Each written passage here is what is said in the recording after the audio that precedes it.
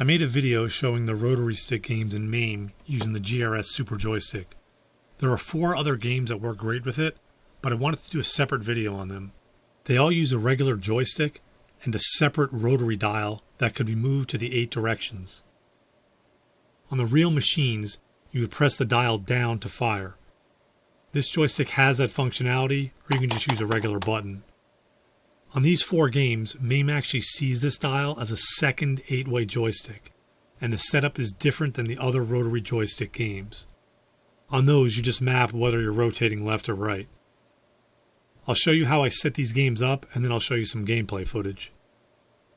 This controller includes a little circuit board with 4 directional buttons to help you map it. It plugs into the side of the joystick base. This is great, but you need to be able to access it. I can't show it to you because mine is currently inside the box, plugged into the stick base. I have the little grommet in there and I really don't want to have to open this thing every time just to map my controls. They suggest mapping it once and then never doing it again. If you've plugged and unplugged as many controllers into your PC as I have, you'll know that Windows loves to assign different joystick numbers, so this isn't ideal.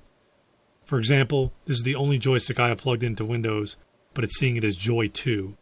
I don't even know what Joy 1 is. The first thing we need to do is understand how this controller functions in Windows. Make sure it's set to joystick mode and 8-way mode. The light should be solid blue with no blinking or fading. I'm going to rotate the knob on the stick 1 position. I'll do everything clockwise in the video, but it works both ways. Take a look at the joystick point of view hat as I do it. Windows saw that position as up on the hat. The next click shows up and right.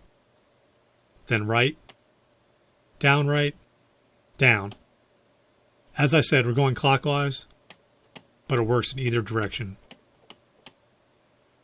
We're currently in the down position, so if I want to hit the POV hat up, I have to click 4 positions. 1, 2, 3, 4, and now it's up. The little circuit board it comes with can instantly hit any of the 4 directions. That's all it does. As long as we know what position we're in, we don't need that board. So let's map the controls in MAME. I was hoping to display both the Windows joystick properties and the MAME mapping window at the same time so you could see what's going on. But the Windows display won't show anything if you're in another window. Instead, I'll just put the direction the knob is facing on the screen. I suggest starting in the up left position. Make sure you know which stick controls the character's movement and which controls the aiming direction. In this case, the right stick is for the aiming, so that's what we'll map. The left stick can be mapped normally with the joystick directions. So the joystick knob is in the up left position, and we know that 1 clockwise click will be the hat switch up. So I'll press enter and rotate the stick once. Joy hat switch up. Our next direction is right, but first let's rotate the knob once to the up right position. Now we go down to the right stick right, press enter, and turn the knob once. Joy hat switch right.